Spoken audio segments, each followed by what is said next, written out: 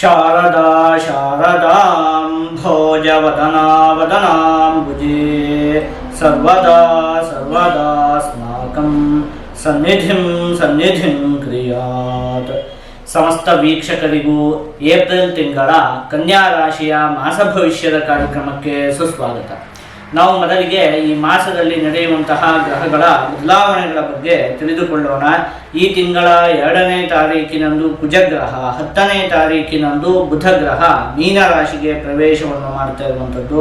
ವೃಷಭ ರಾಶಿಗೆ 19ನೇ ತಾರೀಕಿನಂದು ಶುಕ್ರಗ್ರಹ ಪ್ರವೇಶವನ್ನು ಮಾಡ್ತಾ ಇರುವಂಥದ್ದು. ಮೇಷರಾಶಿಗೆ 30ನೇ ತಾರೀಕಿನಂದು ಬುಧ ಗ್ರಹ, 14ನೇ ತಾರೀಕಿನಂದು ರವಿಗ್ರಹ ಪ್ರವೇಶವನ್ನು ಮಾಡ್ತಾ ಇರುವಂಥದ್ದು.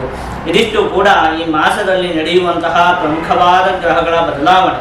ನಾವೀಗ ಇದನ್ನೆಲ್ಲ ಆಚರಿಸಿ ಈ ತಿಂಗಳಲ್ಲಿ, ಈ ಏಪ್ರಿಲ್ ತಿಂಗಳಲ್ಲಿ ಕನ್ಯಾ ರಾಶಿಯವರಿಗೆ ಏನೇನು ಫಲಗಳು ಪ್ರಾಪ್ತಿಯಾಗುತ್ತೆ ಅಂತ ಹೇಳಿ ನೋಡ್ತಾ ಹೋಗೋಣ. ನೋಡಿ, ಮೊದಲನೇದಾಗಿ ನಿಮಗೆ ಶುಕ್ರಗ್ರಹ ಅಷ್ಟಮ ಭಾವದಲ್ಲಿ ಸ್ಥಿತವಾಗಿರುವಂಥದ್ದು ಈ ತಿಂಗಳಲ್ಲಿ. ಹಾಗಾಗಿ ದುಃಖನಾಶಂ ಮಹತ್ಸೌಖ್ಯಂ ಬಂಧುಮಿತ್ರ ಸಮಾಗಮಂ ರಾಜಸನ್ಮಾನ ಮುದಾಪ್ತಿಂ ಅಷ್ಟಮೇ ಭೃಗುನಂದನೆ ಅಂತ ಹೇಳಿರುವಂಥದ್ದು. ಮುಖ್ಯವಾಗಿ ಒಂದಷ್ಟು ಜನ ಬಂಧುಗಳು ಮತ್ತು ಸ್ನೇಹಿತರನ್ನು ಭೇಟಿ ಮಾಡುವಂತಹ ಯೋಗ ನಿಮಗೆ ಈ ತಿಂಗಳಲ್ಲಿದೆ. ಅಂದರೆ ಮನೆಗೆ ಅತಿಥಿಗಳು, ಅನಿರೀಕ್ಷಿತವಾಗಿ ಒಂದಷ್ಟು ಬಂಧುಗಳು ಮನೆಗೆ ಆಗಮಿಸ್ತಾರೆ. ಅಥವಾ ನೀವೆಲ್ಲೋ ಹೋಗ್ತಾ ಇರ್ತೀರಿ, ಅಲ್ಲಿ ಬಂಧುಗಳನ್ನು ಭೇಟಿ ಮಾಡಿ ತುಂಬ ದಿನ ಆಗಿರುತ್ತೆ, ಅವರೆಲ್ಲ ಸಿಗ್ತಾರೆ ನೀವೆಲ್ಲೋ ಹೋಗಿರುವಂತಹ ಸ್ಥಳಗಳಲ್ಲಿ. ನಿಮ್ಮ ಹಳೆಯ ಸ್ನೇಹಿತರುಗಳನ್ನು ಕೂಡ ಭೇಟಿ ಮಾಡಿ ತುಂಬ ದಿನಗಳಾಗಿರುತ್ತೆ, ಅವನ್ನೆಲ್ಲ ಮತ್ತೆ ಭೇಟಿ ಮಾಡುವಂಥದ್ದು, ಈ ರೀತಿಯಾದಂತಹ ಒಂದು ಯೋಗ ನಿಮಗೆ ಈ ತಿಂಗಳಲ್ಲಿದೆ.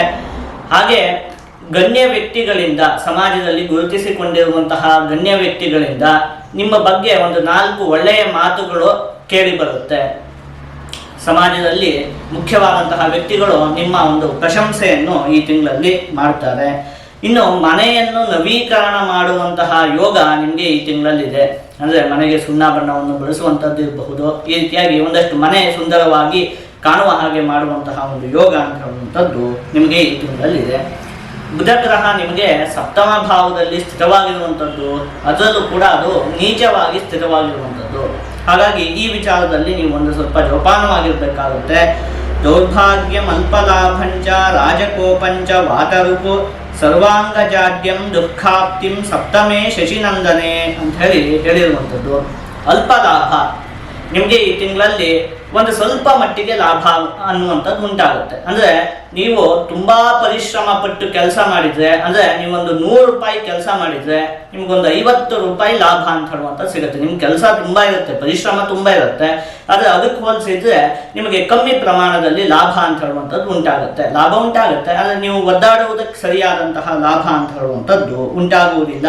ಹಾಗೆ ಮೇಲಧಿಕಾರಿಗಳ ಜೊತೆಗೆ ಒಂದು ಸ್ವಲ್ಪ ವೈಮನಸ್ಯಗಳು ಉಂಟಾಗುವುದಕ್ಕೆ ಅವಕಾಶ ಇದೆ. ರಾಜಕೋಪ ಅಂದರೆ ಅವರಿಗೊಂದು ಸ್ವಲ್ಪ ಕೋಪ ಅಂತ ಹೇಳುವಂಥದ್ದು, ನಿಮ್ಮ ಮೇಲೆ ಕೋಪ ಅಂತ ಹೇಳುವಂಥದ್ದು ಉಂಟಾಗುತ್ತೆ.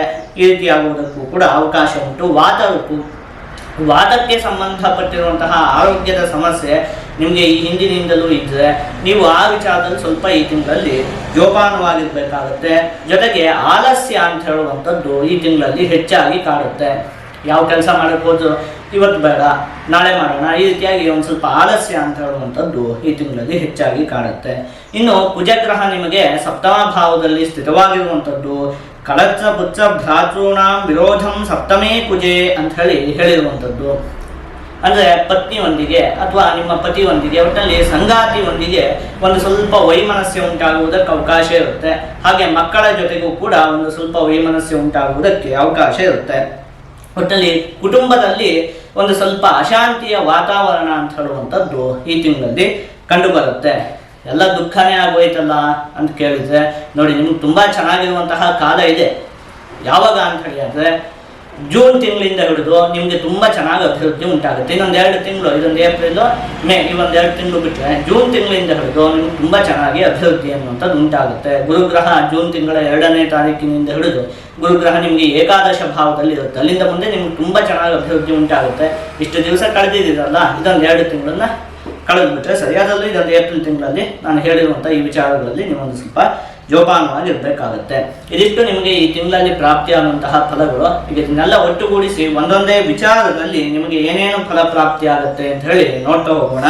ಮೊದಲನೇದಾಗಿ ಆರೋಗ್ಯಕ್ಕೆ ಸಂಬಂಧಪಟ್ಟಿರುವಂತಹ ವಿಚಾರದಲ್ಲಿ ನಾನು ಈ ಹಿಂದೆನೇ ಹೇಳಿದಂತೆ ವಾತಕ್ಕೆ ಸಂಬಂಧಪಟ್ಟಿರುವಂತಹ ಆರೋಗ್ಯದ ವಿಚಾರದಲ್ಲಿ ನೀವೊಂದು ಸ್ವಲ್ಪ ಜೋಪಾನವಾಗಿರಬೇಕಾಗುತ್ತೆ. ಕುಟುಂಬಕ್ಕೆ ಸಂಬಂಧಪಟ್ಟಿರುವಂತಹ ವಿಚಾರದಲ್ಲಿ ಪತ್ನಿ ಮತ್ತು ಮಕ್ಕಳೊಂದಿಗೆ ಒಂದು ಸ್ವಲ್ಪ ವೈಮನಸ್ಯಗಳು ಉಂಟಾಗುವುದಕ್ಕೆ ಅವಕಾಶ ಇರುತ್ತೆ. ವಿದ್ಯೆಗೆ ಸಂಬಂಧಪಟ್ಟಿರುವಂತಹ ವಿಚಾರದಲ್ಲಿ ವಿದ್ಯಾರ್ಥಿಗಳು ಪ್ರಯತ್ನವನ್ನು ಪಡಬೇಕಾಗುತ್ತೆ.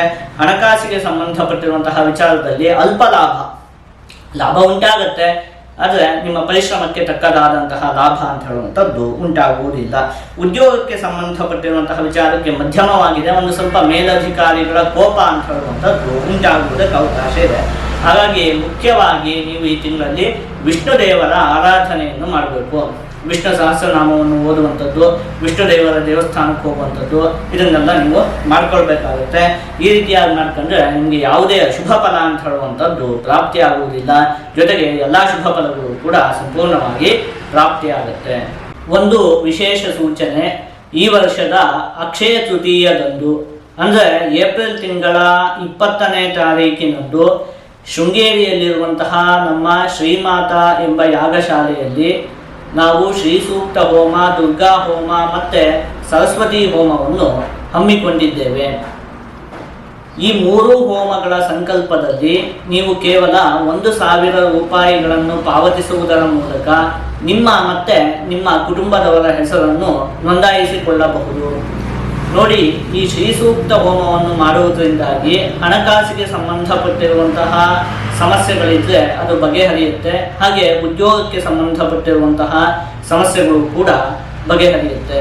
ಇನ್ನು ದುರ್ಗಾ ಹೋಮದಿಂದಾಗಿ ದೃಷ್ಟಿದೋಷದ ಸಮಸ್ಯೆಗಳಿದ್ದರೆ ಅವುಗಳು ಕಮ್ಮಿ ಆಗುತ್ತೆ. ಜೊತೆಗೆ ಶತ್ರುಗಳಿಂದ ಉಂಟಾಗುತ್ತಿರುವಂತಹ ಸಮಸ್ಯೆಗಳು ಬಗೆಹರಿಯುತ್ತೆ. ಜೊತೆಗೆ ಎಲ್ಲ ವಿಚಾರದಲ್ಲಿಯೂ ಕೂಡ ನಿಮಗೆ ರಕ್ಷಣೆ ಅಂತ ಹೇಳುವಂಥದ್ದು ಪ್ರಾಪ್ತಿಯಾಗುತ್ತೆ. ಇನ್ನು ಸರಸ್ವತಿ ಹೋಮದಿಂದಾಗಿ ಮಕ್ಕಳ ವಿದ್ಯಾಭ್ಯಾಸದ ವಿಚಾರದಲ್ಲಿ ಅಭಿವೃದ್ಧಿ ಅನ್ನುವಂಥದ್ದು ಉಂಟಾಗುತ್ತೆ. ಒಟ್ಟಿನಲ್ಲಿ ಒಂದು ವರ್ಷದಲ್ಲಿ ಒಂದು ಕುಟುಂಬಕ್ಕೆ ಎಲ್ಲ ರೀತಿಯಿಂದಲೂ ಕೂಡ ಅಭಿವೃದ್ಧಿ ಉಂಟಾಗಬೇಕು ಅನ್ನುವಂತಹ ಕಾರಣಕ್ಕಾಗಿ ನಾವು ಈ 3 ಹೋಮಗಳನ್ನು ಕೂಡ ಹಮ್ಮಿಕೊಂಡಿದ್ದೇವೆ.